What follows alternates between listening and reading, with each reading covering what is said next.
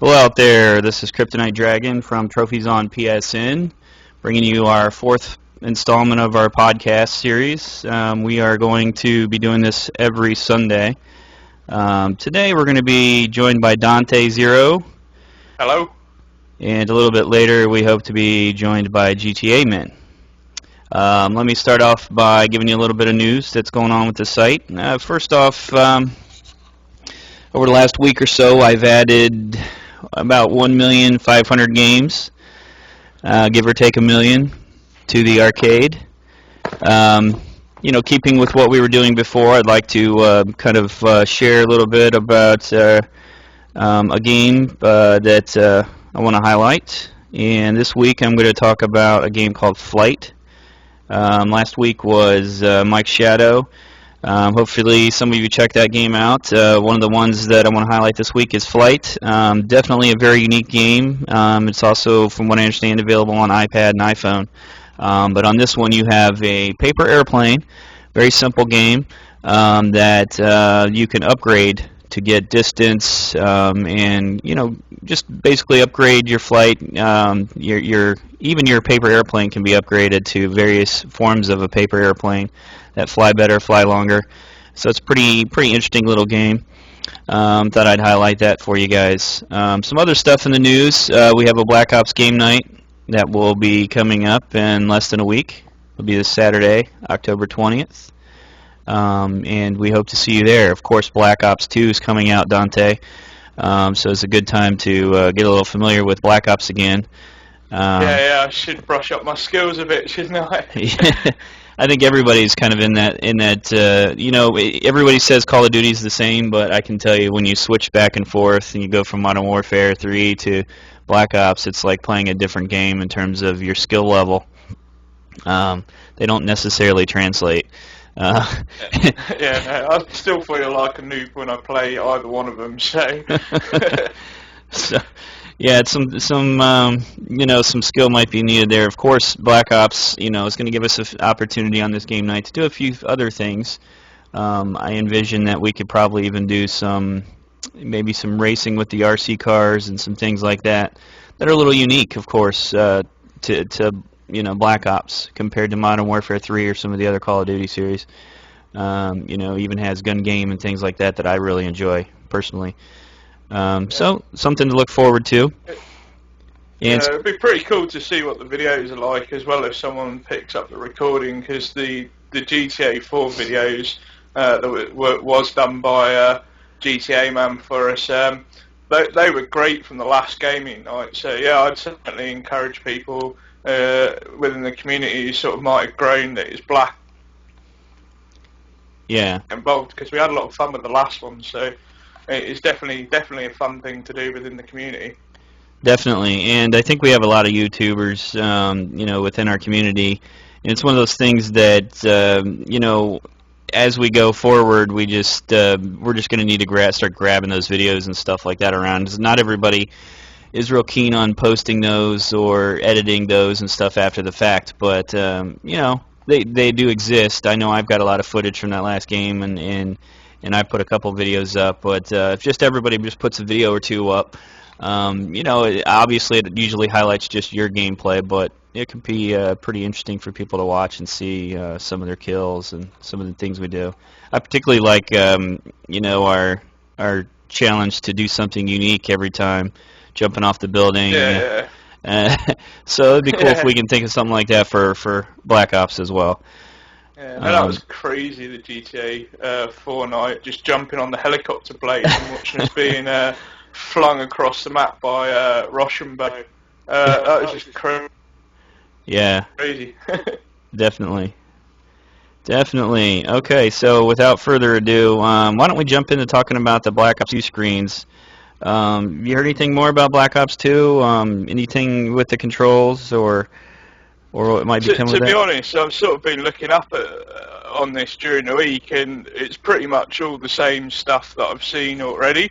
I know we covered a lot of Black Ops 2 last week. In the last podcast that we did, you talked about the 10 things system. in depth as well.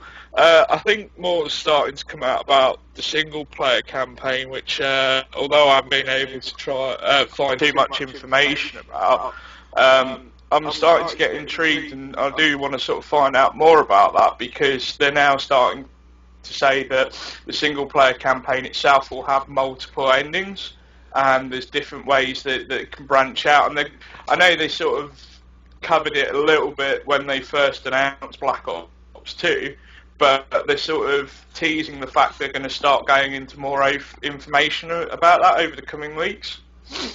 Yeah, yeah, it's not something you expect from that series. Multiple endings. Yeah, Call me skeptical, but I'll believe that when I see it. Sorry, I was just going to say my only concern is that if anyone's sort of played Unit 13 on the PS Vita, that was described in a similar way, where you could go off and you could play the missions, and you would unlock new missions, and you could play them in whatever order you wanted, and to sort of each thing would affect different things. And I'll be honest with you, it didn't really work that well in Unit 13 on the PS Vita, so that would be my only concern about the Black Ops single player campaign. Black Ops 2 single player campaign. If they're going to do something like that, they're going to have to nail it right, because otherwise it can just go so horribly wrong. Yeah, yeah. Huh. Well, I definitely I really like that, the game developers are trying to develop multiple endings, but it can have some hiccups. And I think that, like Skyrim, with the add-ons and the extra DLC content not working with it, is a prime example. PS3 owners. Yeah, so it's one of those things you gotta approach it with care, because if it doesn't work, then people really notice. Why is this ending so screwed up from yeah, everything else? I think with Black Ops 2 as well, it's with it being such high profile, certain things they can get away with, like small glitches. We covered it during the news briefly last week, where they'd taken one of the maps off rotation because it was offensive to Muslims, and it took them 3 years to find that. Those sorts of little glitches in the gameplay, and little technical errors they can get away with. But if the game's broken from start because the format just doesn't work, that is, I don't know, there'd be in a lot of danger if they did that, because as we talked about last week, COD sells quite easily 20 odd million copies a year, and yet how many of those would be lost if the single player campaign just doesn't do it? That they get it all wrong, because then people will start to question, why am I paying £40-50, or in this case $60 to $70 for just the multiplayer stuff and zombies. Yeah. It's important they get the balance right, and I'm sure Treyarch will, but I don't know, that would be my only concern with Black Ops 2, really. But we've seen some screenshots this week come out that is the usual COD marketing campaign, if you like, but we'll probably get some more details over the next coming weeks as it gears up to launch. But just on a side note from Black Ops 2, it's also worth noting that Nihilistic, who are developing Black Ops Declassified for the PS Vita, did also mention this week that they'll be issuing a download voucher free with the copy of the Black Ops Declassified game on Vita for Call of Duty Road to Victory, which I believe not many people are aware of, that there was a Call of Duty game on PSP. And so you'll be able to download a copy of that as an added incentive to get Black Ops Declassified. That's interesting. Yeah, another thing people may not be aware of is the Vita is actually known as the PSP2 on everything to do with downloading trophies and stuff from the PlayStation site. So it's it's kind of cool that they're kind of doing things a little bit like that, with not completely ignoring that there was a PSP out, and yeah, it's good to see that. I think the other side of it is that someone at Activision probably cottoned on to the fact that there's, like, back in Gamescom and E3, Sony sort of touted the whole cross-buy promotion where if you buy the game on PS3 you get Vita the version. PS Vita version for Yeah. free. And a lot of people at the time said, well, how does that apply to Assassin's Creed and how does it apply to Black Ops? And Activision said, well, we don't have any details at the time, we probably won't do something like that. So I do wonder if, giving a download voucher for the PSP version of Call of Duty with the game is to appease the people that sort of scratching their heads thinking, well, I'm going to end up having, if I've got a Vita and a PS3, I'm going to end up having to buy two different Black Ops games. Yeah. Huh. It's a tricky one, that. Yeah, it's one of those things like, did they expect that, they're buying it for both, or, I mean, if it's not clear going forward and it's just going to cause a bunch of confusion, you're just going to have a bunch of people saying, well, why is it for this one game that way, and then for another it's different, and, that can create some distrust in, what to expect. I mean, Certainly. as an avid Vita owner, I'd be happy if, say, for example, Black Ops 2, ignoring all the collector's editions for just a second, if they said to me, right, it's going to cost me £70, or in this case about 70, 80 odd dollars, and you get both copies of the game, I'd be fine with that, because it would be cheaper than buying them both outright, and you get the whole experience without having to mess about with trying to find out which is cheaper, where you can get it cheapest from which different sites and so on, and it being a lot more expensive in the long run. I think to get, I think like with Assassin's Creed, you can pre-order both versions off the PSN store, but it's like nearly 90 odd pounds. Yeah. And that's a lot of money. Well, yeah, video games are not cheap. That is absolutely. But I mean, as I say, I'd just be happy if they sort of if they did that sort of promotion in the fact that even if it drives the retail cost up slightly, I'd be happy with that, because as I say, as a gamer, you're essentially getting the whole experience then without having to incur too much cost. Right. And it would clear up that confusion as well. I think it would certainly turn people onto the Vita as well. Yeah, and they certainly need a little of that. Vita needs a little more attention. It's real clear. Yeah. But I felt a lot of the entire internet sort of groan a bit when it was announced that Nihilistic were actually doing the Blops Vita game. But I'm sure it'll be fine in the long run, and I'm sure I am a bit confused as to why there's no interconnectivity, because I do think that would have drove sales up through the roof if you could sort of take your Call of Duty Black Ops 2 experience on the go with you, and given all the new multiplayer features, that would have been great. Yeah. What I'm kind of interested in is how this is going to relate to digital downloads versus, discs, and then, ultimately in the long run, what is that going to do with costs?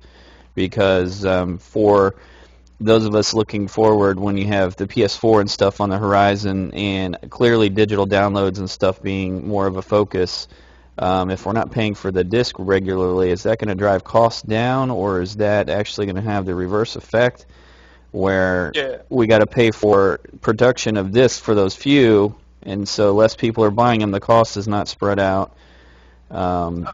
Because you run into like a lot of the Vita stuff and everything, where people are getting two copies. And storage space on the PS3 is at a premium for those that own, most systems. You go back to the old 60 gigabytes, they fill up pretty fast. Particularly, with game saves and stuff nowadays. Pretty complex thing there to do with costs, and I wonder what will happen with that, the Vita and PS4.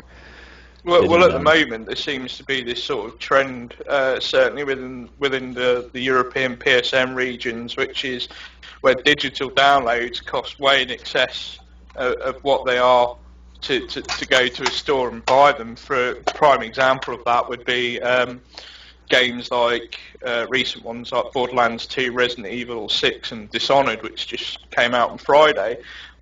Here on the PSN store in our region, it's $49.99 in pounds.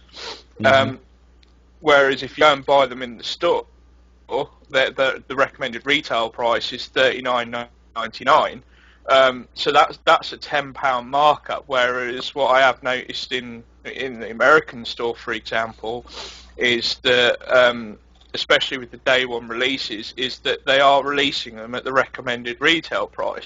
So for Dishonored, Resident Evil, and Borderlands 2, the retail price was $59.99 in dollars. And I think there was a discount for Dishonored as well for Plus owners, and we don't seem to be getting that in other regions, which is sort of turning people off.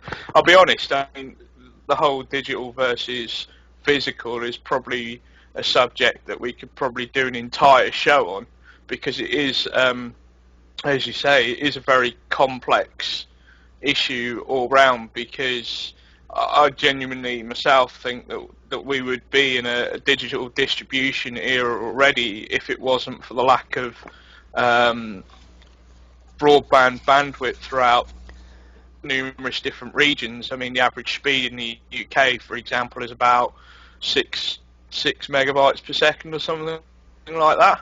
Now, if you've got a 40-odd gig game, that's still going to take a good day or so to download, and I think that's part of the problem they've got to address. Not necessarily Sony themselves. I talked about this before. Games, but there's the infrastructure. There's a lot of countries, like the U.S. is one of them. We've got broadband, what's known as broadband, spread quite far and wide. However, the quality is so varied, and what they call broadband is actually very low speeds compared to a lot of countries. So, it's very deceptive. Saying, well, it's a broadband country and they can handle that. It's not exactly the case, because as I mentioned before, like when I've downloaded large games, Mass Effect, you got to leave your PS3 on for a day and a half to get that one title, and that is quite an exceptionally long time for one download, and they have to consider that when they start looking ahead in the future. It's one of those unavoidable things, especially if you're a Plus member of late, because since sort of August, it's pretty much that we've been getting a retail game digital version every month as it stands with the instant game collection. So if you're a Plus member, you can't really avoid having to leave your PS3 on for that long just to get access to the game. But it'll be interesting to see how it goes forward, because some more information this week came to light over the whole Sony Gaikai deal that was signed a few months back just after E3, and Gaikai's relaunching later on this month, and on the cover of their homepage is a lot of pictures for the PS3 exclusives like Killzone, Infamous, all those sorts of games. Yeah. So they did put out a press release, which we will be covering in the news team at some point this week. They did put out a press release saying that they will be including the PlayStation 3, PS Vita as platforms for the relaunch as well. So it'd be interesting to see how that affects the whole digital retail dispute with the streaming side of things as well. Mm-hmm. Yeah, speaking of streaming, I'm not sure if you're aware of this, but Steam is also keen to trying some new things with hooking your computer to your TV, and basically streaming games through your TV, basically as a makeshift console. So that's something that they've been recently looking into and trying. Of course, we know that they've tried things like this before with the same concept of having live streaming of games before across your TV. But that all begs the question: is where is this technology going? Because I'm not sure how many people are aware of this, but obviously Sony is into Ultra HD. They're in the TV market as well, and looking forward to this December launching, Ultra HD, what they call 4K, I think. Which, of course, the expectation there is, perhaps bringing gaming into being 4 times the high def that we have now, which would again increase download size, would increase all this bandwidth usage. There's a lot of tricky stuff going on with that, and it makes me wonder if the gaming world is actually getting a little bit ahead of the capabilities of the internet just as yet. If we can't stream these things out a day and a half, and then the next thing you know, we're starting to Yeah. force games that the definition on them, that the HD is 4 times. I mean, that's a pretty big deal. I think though, at the same time, is that essentially the way the technology business sector sort of works is it doesn't matter how advanced it is, you've got to kind of put it up there and out there and promote it, because essentially what they'll do is a lot of companies will then realise how far behind they are and sort of step up their game if they Yeah, want to yeah. continue. And we've often seen companies fall by the wayside. We talked last week a little about the whole Google Motorola thing, and certainly Motorola has faded from the public eye. But look at the success stories. If Apple hadn't sort of come about with the iPhone and sort of renovated that part of the technology industry, we have to wonder, would Samsung be in the position it is now, where it's the world's #1 handset maker?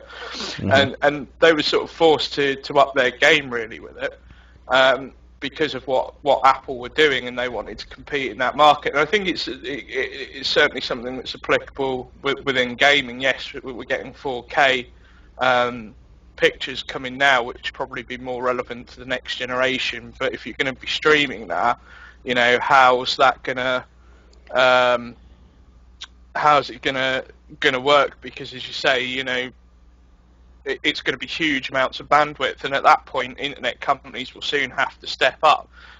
Certainly here in the UK, probably the fastest internet that we're sort of looking at the moment is about 100 megabytes per second from a cable company called Virgin Media. Um, and as a result of them rolling out faster internet speeds throughout their communities, um, other companies like BT, etc., have had to follow suit in order to compete, because if they don't, there is that danger of getting left behind. But as I say, like anything, you've kind of, no matter how advanced the technology is, you've got to put it out there and promote it, which is what Sony tends to do, because if you don't, then nobody else will step up their game to sort of compete. Yeah, yeah. Well, it's like the Blu-ray. If you actually really look at the story, which I have recently, Blu-ray basically pushed HD, DVD. It was another one of those cases of beta versus VHS. Yeah, Beta was, from all intents and purposes, supposed to be a better format. However, VHS took over because yeah, they had the foresight to push it out there and get it in everyone's hands. And it's the same kind of thing with Blu-ray. It's better than the HD DVD, yeah, but at the same time, you had all these makers that were making movies that were putting them on the HD DVD already, and then when you've got to switch formats to convince them of that cost to change the way yeah. they're producing the discs, you have to have some incentives there, and so it's clear that But it will tying it with be the interesting. PS3, for Maybe example, was a good move.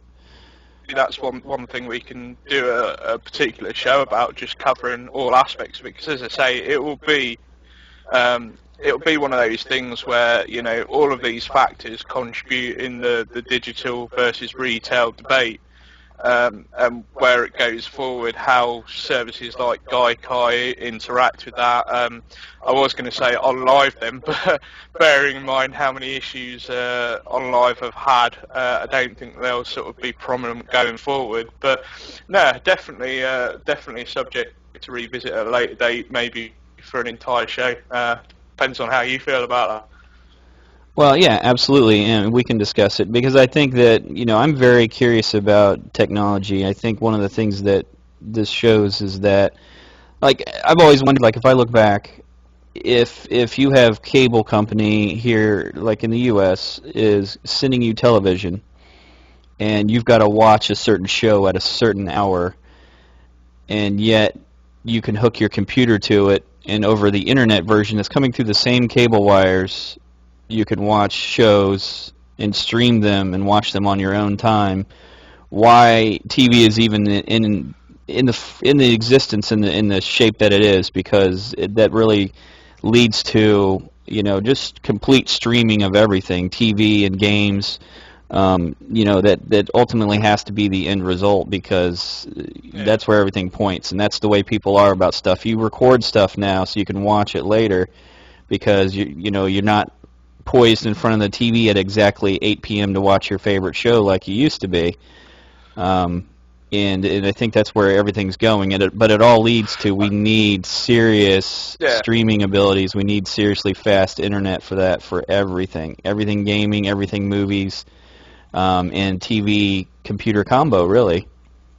Yeah, it'll be interesting to see how people like the TV networks react, though, because TV manufacturers certainly have got a lot smarter with it as well. The Samsung TVs and Bravia TVs now have dedicated app stores for themselves.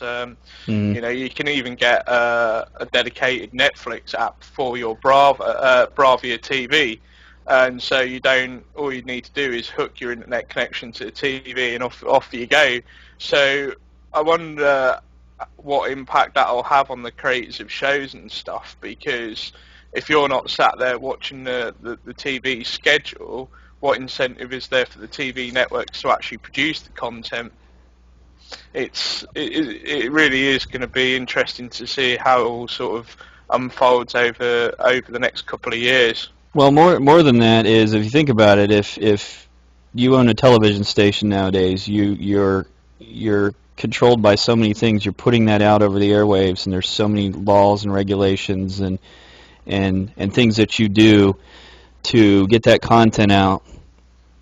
And then at the same time, if you had streaming of YouTube, here's a perfect example. You put YouTube up as a television channel that's streamed over the internet, and a person can watch it on their TV just like anything. And then YouTube starts putting out something that's streaming via the net and is showing YouTube videos that are maybe your selection, or maybe it learns what things you like, and it shows and recommends something, and it's on your time, and you can watch it, and you can watch anything. Yeah. I mean, how is that greatly different than somebody that's running a television channel? And I mean, it's tremendous difference. And yeah, I mean, as the podcast grows, and we look to get people from YouTube producers onto the show, I'd be interested to see what their take on it is as well, because a lot of people sort of use YouTube as a hobby for videos and so on, but it'll be interesting to see what their view would be on the whole sort of coming together with streaming and so on. And is it something that people are going to pursue on a professional basis, like who is it now? Makima? Who actually do stuff on YouTube and earn quite a nice revenue from it to invest in other programs. And it'll be interesting to see how they think about it, whether they want to go down that road, or you mean go Machinima? down that road and so on. Did you mean Machinima? I didn't catch what. Yeah, it was Machinima, sorry. Someone's just corrected me in the chat. You can tell how much I watch that particular YouTube channel, but I am aware of it. But it'd be interesting to see, as I say, whether people will, because obviously the people that do videos on YouTube are kind of interested in getting into the video content industry in one way or another, and YouTube's an outlet for them to do that. But in that process, I've also got to wonder how they would see them fitting themselves into the whole grand scheme of streaming going forward, and whether or not there would be enough revenue for them to do that, and so on. Yeah. And maybe if it's an easier transition, then you could see basically a lot of shows popping up. Just imagine if everything that's popular on YouTube had essentially its own channel for streaming through, over the net. It could open a whole new world of television, really. So it's interesting to hear. So Virgin, you were talking about Virgin Communications. Is that the same owned as, what is it, Richard Branson? Is that? No, it's kind of an awkward thing with that. Essentially, what it was two cable companies that we have over here, which is NTL and Telewest. They sort of merged to become NTL Telewest. They then acquired a license to trade under the Virgin name. So then they went for a rebranding exercise where they changed themselves to Virgin Media. So basically, essentially all they did was merge and then buy a license which would be more familiar to consumers, because people know what Virgin is. Mm-hmm. Just by the fact that you mentioned Virgin and Richard Branson shows that even someone in the US knows what Virgin is. Yeah, I mean, we've heard all about the record. He started with, records, and certainly, everybody's aware of his, pursuits of space travel and everything. What they're doing is trading on his name, basically, his brand. Yeah. It's not. I don't know. I do have an opinion on it, but as a former employee, there's only so much I can say. Gotcha. I can't think of anything equivalent in the U.S. where it looks like they're really trying to jump up speeds with the internet. In fact, there's been a few, at least around here, there's been a few cable companies that offer the higher speeds, and then they step back from it and say, well, we can't get you that. Mine's a perfect example. They promise. I'd be interested to see if, because I mean, I'll be honest with you, the only two sort of two or three sort of communication companies I know of in the US are sort of AT&T, Comcast, and Verizon. Time Warner Cable. And I'm surprised that none of them have sort of merged to make a bigger company and sort of be able to get that sort of network out. Yeah, and we have we have some laws in terms of monopoly laws to prevent a lot of these companies. They've tried to merge. I think when some of these larger companies try to control too many different pieces of an overall system, the government likes to kind of step up and say, and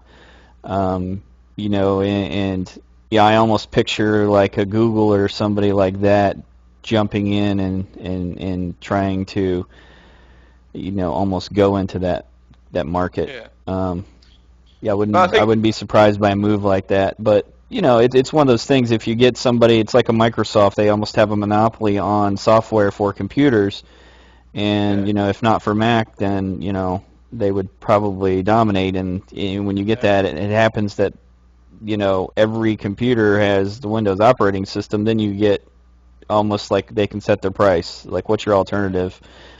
And then another company coming up to try to replace that it's very, very difficult. So you do have to wonder why none of them have cottoned on, though, because coming back to the game side of things, is that every sales numbers for consoles and so on, and we talk about like 60 odd million PS3s worldwide and 60 odd million Xboxes and X amount of Wii's and a Wii U coming out, but we also forget that a lot of the other sort of digital devices, such as mobile phones, especially with stuff like PlayStation Mobile being released on handsets and stuff, it's all sort of coming together, and that these companies need to sort of be aware that in order for these grand changes to come on, because gaming will have a more broader appeal going forward, as we mentioned, there's application stores just built specifically for certain models of TV. So, and going forward, there's going to be one thing I saw over here actually quite recently was interactive TV advertisements, where you could literally use your mobile phone, scan a barcode as the advert was Yeah. going on, and you could choose the end of the advert. Yep. Exactly. Exactly. And so, to me, that kind of is a game Extra within an content, advert, and I think, streaming extra you know, content about actors and stuff like that with the show and voting. yeah. You know, And in order yeah. for all that to sort of kick on, advance more, these companies are going to have to get their infrastructure correct in order to be able to provide these services. Because as we say, you know, we can throw the technology out there and promote it as much as we want, but the one thing that's going to hold them back is the key infrastructure, and these cable companies, you know, internet providers are going to need to go forward. I mean, going back just a few years, my dad would probably never have dreamed of ever watching a lot of stuff on YouTube or Netflix, for example, but now that's commonplace on a daily basis.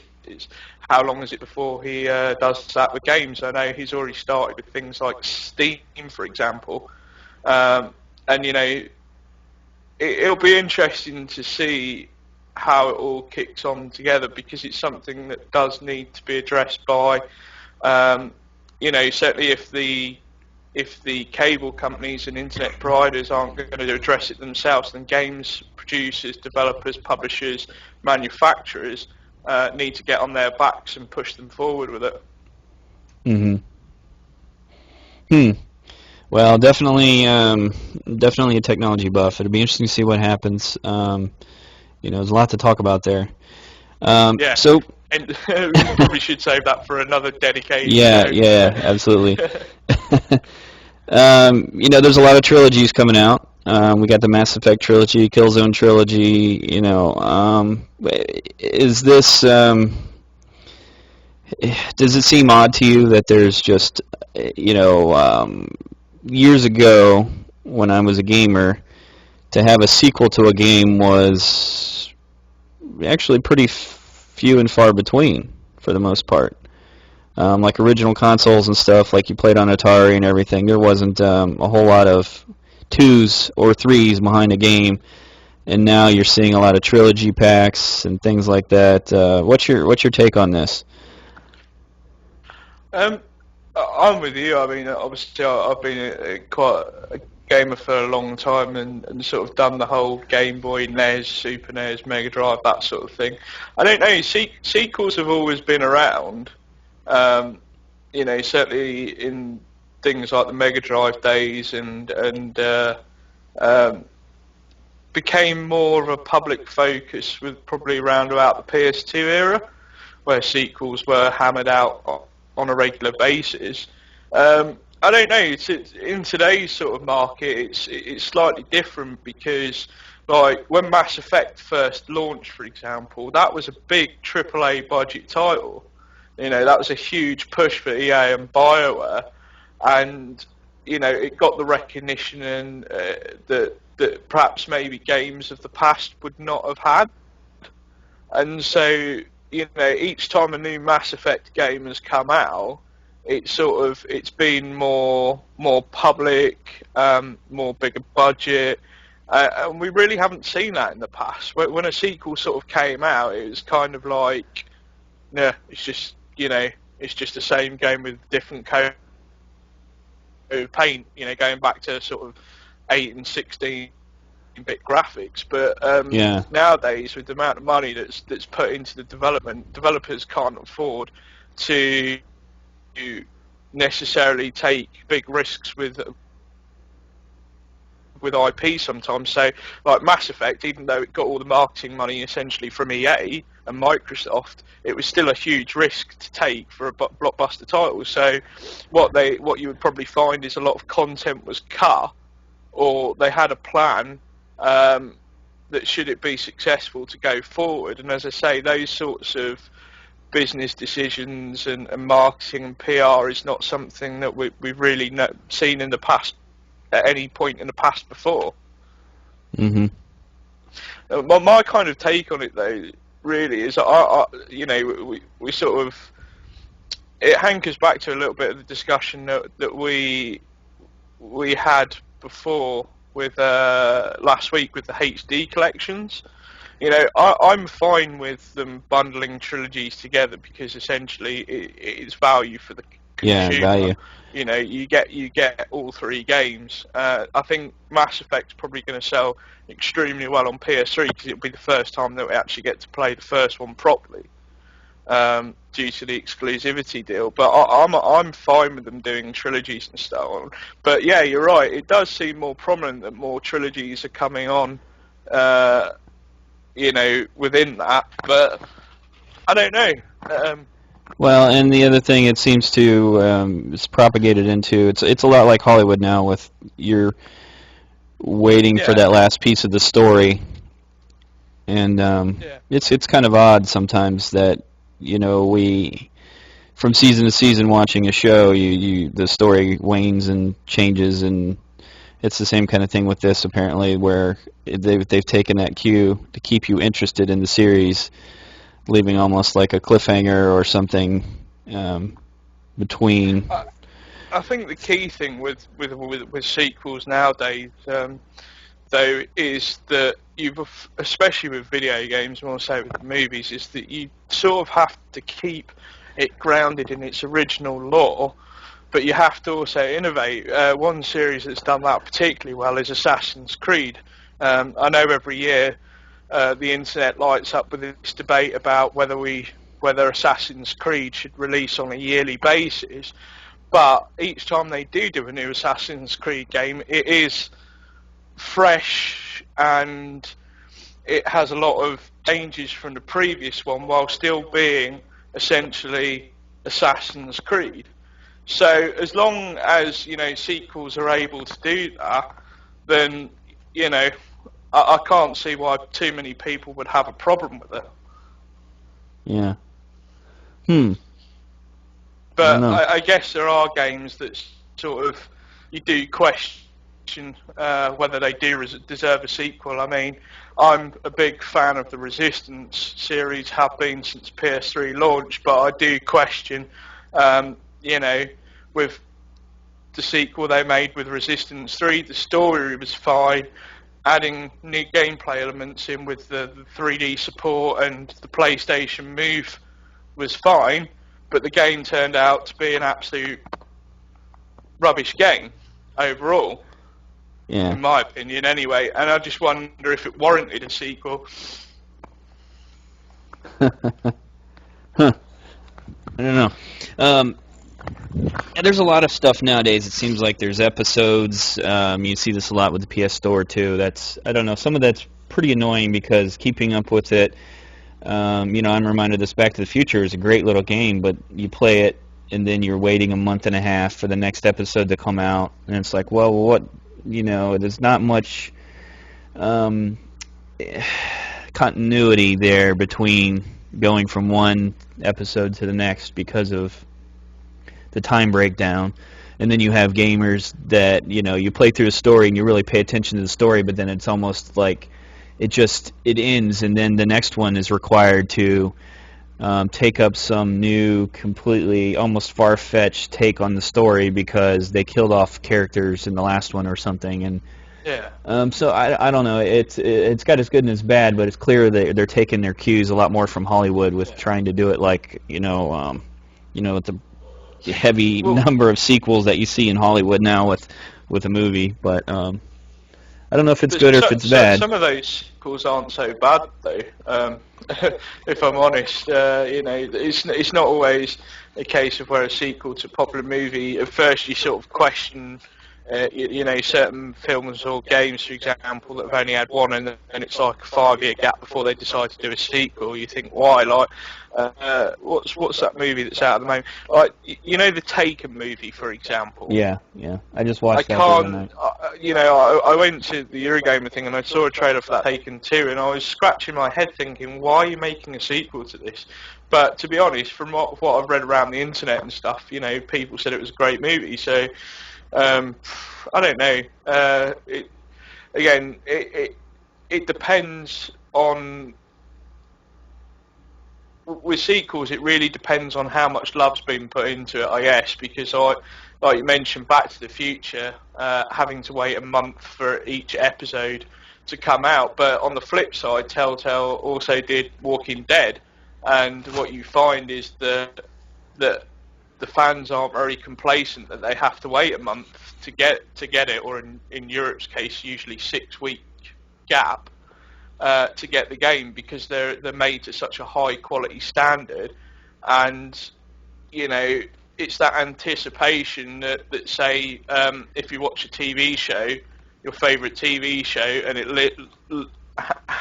leaves on a cliffhanger, and then obviously you've only got you spend all week talking about it, waiting for the next episode. And I don't know if that's necessarily a bad thing. I wouldn't want to see the whole industry go into that model, but I do think Telltale Games are doing some pretty good things in regards to that. But one set of sequels that's sort of just come up in the chat that I would sort of question is perhaps maybe the recent Final Fantasy 13, what's now a trilogy. I have mixed opinions on that, because Final Fantasy 13 for me got a lot of undeserved criticism. Yeah, sure, it was linear, but it was in the grand scheme of things, it was a great games. Perhaps not quite as good as previous Final Fantasy iterations, but then we obviously got the announcement of Final Fantasy 13 2. And having played that, it corrected a lot of the issues from the previous game and so on. And now we've got a third one. And here's where my torn opinion is, that Square Enix are so busy focusing on these Final Fantasy 13 sequels. Sure, they're okay games, but in the time it's taken them to make 3 Final Fantasy 13 games, which was originally planned as a 1 game and is now 3, we're still waiting for games like Kingdom Hearts HD, which we don't even know if it's coming to the West yet. We're still waiting on Final Fantasy Versus 13. We're still waiting on Final Fantasy 14, and so many other games. So I don't know. I'm fine with sequels if it doesn't affect if it doesn't affect other games that those developers may be making. And I think, the episodic side of things is a good model, perhaps maybe more for smaller developers than larger ones, because it means they can get their income up front,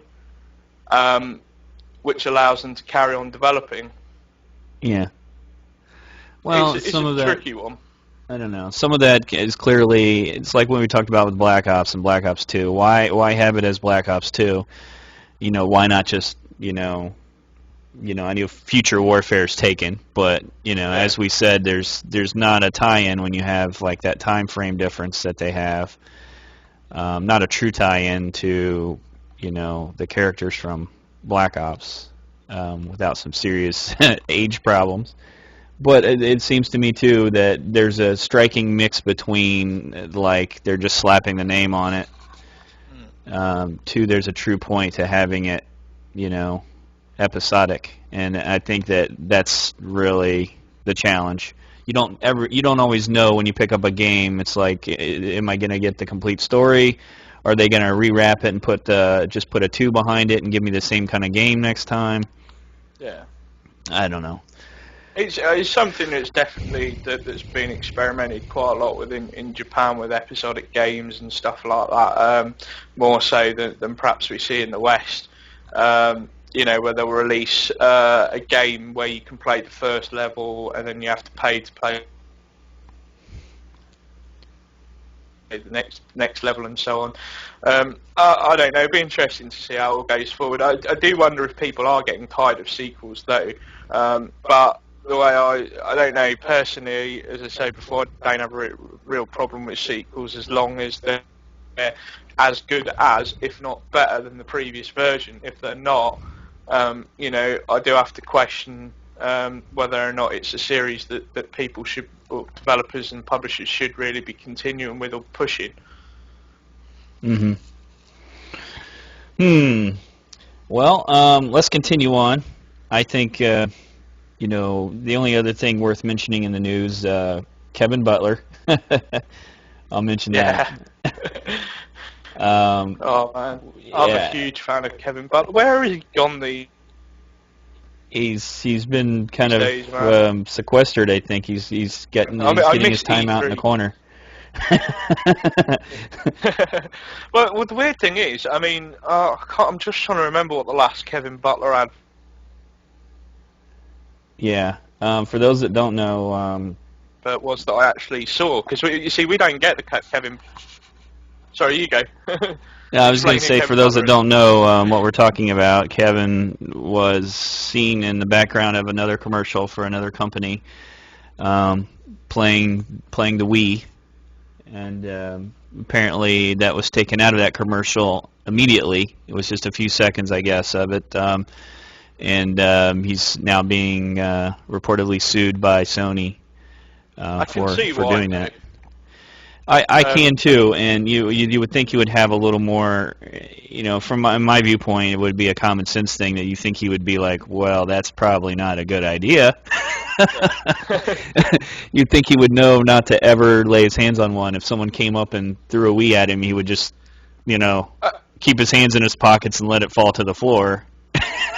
yeah. I mean, I've seen some interesting questions raised as a result of the initial lawsuit, which is, essentially the actor is it Jerry Lambert or something like that Yeah, that yeah. does the Of course, Kevin that's not his Butler real. thing. Kevin Butler's not his real name, of course. No, but it's a lot of questions have been raised, sort of saying, well, it's up to him, because essentially his marketable product is himself.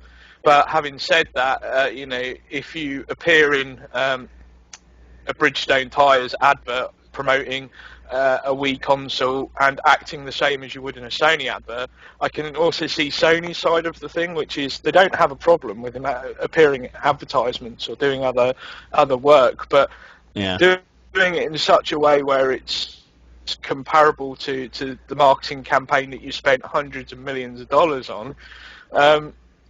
Yeah, you do have to wonder Yeah, if it I was think they've got a good point a there. reasonable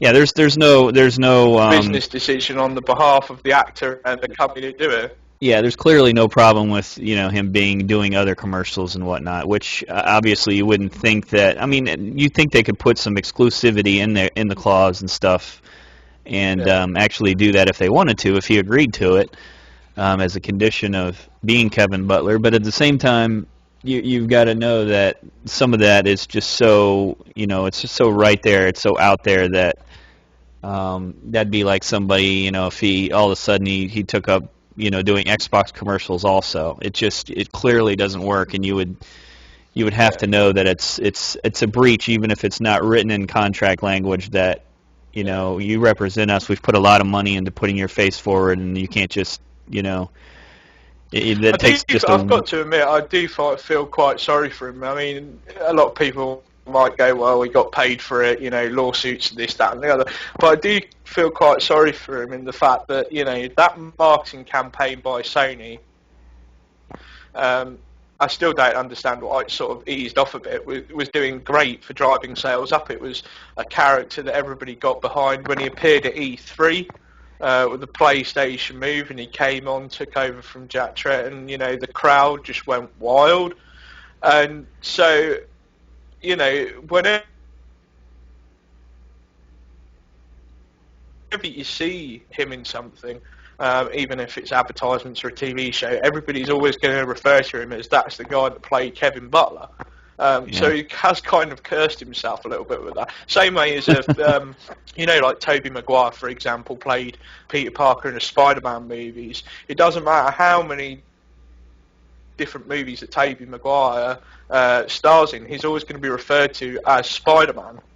Yeah, And typecast. it's, I don't know, it's a curse, I guess, when you pick such a great role to be involved with.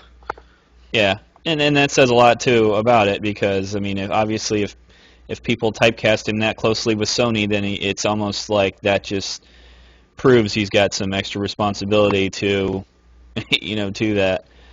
Um, Yeah. But I mean, from what I understand from the court case as it is at the moment, although I did see it pop up on Twitter, some of the news articles that were covering it. My understanding of the entire case as it is at the moment, although this may be incorrect, so I apologise, but my understanding is that in terms of the suit with Jerry Lambert, that's actually been resolved, and that's been settled.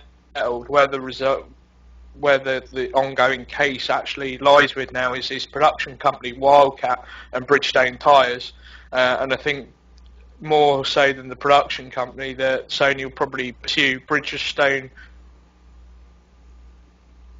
more than they will the production company on the basis of the fact that Bridgestone, aren't daft in terms of, their marketing and PR campaigns. They would have designed that essentially knowing the popularity that Sony and success that Sony had with Kevin Butler. Yeah. Although that's all speculation on might add. just to cover herself from getting sued by Sony or Bridgestone. Yeah, I mean, it's one of those things too. It's, they're going to go where the money's at anyway if they're going to sue anybody. Exactly, but I don't know. I think Sony have a case in this. It's not the usual joke lawsuit, if you know what I mean. Because quite often you see, like, I think it was last year in the run-up to Skyrim, Bethesda sent out court orders to the guy who behind Minecraft, Notch, I think his name is, and they sent out lawsuits because he was designing a game called Elder Scrolls, and so their reasoning behind it was that if people look at Elder Scrolls, they're going to automatically think of Skyrim. And I'm pretty certain that Notch's legal team weren't stupid enough to sort of not search out whether or not that name was available for their title. So yeah. I don't know. It's for me that incident last year with the whole Skyrim. If you buy Notch's game, it might stop people buying Skyrim was a flawed argument in my book, but this time round, a console manufacturer and games publisher has a legitimate case with suing. I think this time round. Yeah. Well, let's pull in Gtamen. Yep. I'm excited. And let's see what we can get to hear some GTA news. Here he comes. He fell asleep. Listen to our podcast. He's like... He's probably falling asleep. Hello. Oh. Hello, GTA man. Welcome. Hello. Did someone mention GTA? I've heard of that. Yeah, this podcast needs more. Now, GTA is short for Grand Theft Auto, if I'm not mistaken? No, Hannah Montana. Oh, okay. So, Nick, I love saying. Welcome to the podcast. We wanted to get your take on the Rockstar Special Edition and a little bit about what's coming with GTA 5. As you know, if you've listened to the previous podcasts, I'm a little bit excited about that. I don't know that I think the special editions are all that cool because, for someone that's played all the games and stuff, when they release a special edition, if it doesn't have a lot of extra stuff, it's not as attractive. But, Oh, wait, I'm intrigued because this probably might be a bit of news that I've missed. So, what, did they detail what the GTA 5 collectors and special editions were, or? No. GTA 5 is going to have probably a lot of information next month because the cover story of some game magazine where I forgot the name of Game Informer, indeed, had the opportunity to play GTA 5 at the Rockstar Games headquarters in New York City. I officially hate him, but that aside. And he played it, so he got this cover story for the next month, for December. But normally what they do is they release the information and all that stuff a month ahead. So probably early November we'll be getting details of what is coming in the gaming magazine in December. So I'm counting down the days. So what's your I can imagine take you're on? looking forward to it. Yeah. Tell us, But what are you as of expecting now, out there are of? no details. What are you expecting out of GTA 5? What kind of things have you found? I'm sure you're researching the heck out of it. What are you expecting to hear about it without the Well, information actually being out? What? I don't really think we'll be getting a lot of in-depth information about the story, but probably like the headlines of what is the character going to be like.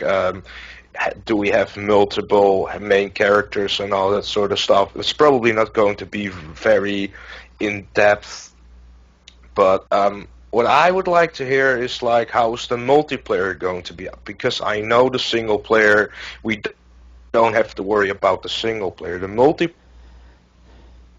is really something that I wonder what they were going to do with that. Because the first thing I did when I played Red Dead Redemption multiplayer was free roaming has to be just like in Red Dead Redemption, because it's so perfect for GTA to start your multiplayer experience in free roam.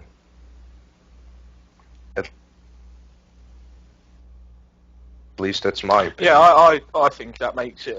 I think that sort of that transition from going around in single player to sort of then migrating into a free roam to then have your mess about and then sort of meet people.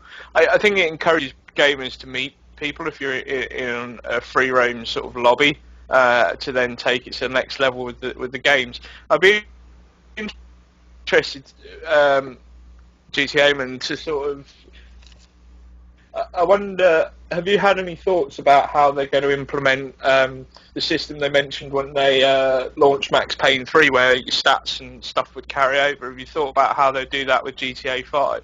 Yeah, the crews are going to be carried over to GTA 5. For example, you're in my crew, the Liberty Lunatics, Of yay. course. And when you start up GTA 5, you'll have probably have a message saying, "Hey, you're in a crew. This and this and this is your XP." They haven't really give any in-depth information about it yet. But when they announced the crews, they also announced that it would come over to GTA 5. But as of now, there are no further details. But maybe, really, maybe we will know that next month. But also, GTA 5 City is going to be 10 years old in 9 days. So I'm very interested to see what they're going to do with that. Maybe the same with GTA 3, where they will go iOS and Android and stuff. But maybe there's more on the horizon. I do, but maybe I have to get an iPhone 5 then. So coming to the Rockstar collection. Yeah. Obviously, episodes of Liberty City was announced as part of that. Would you see them doing another one? I mean, what's your thoughts on the Rockstar collection itself? The first thing I thought when I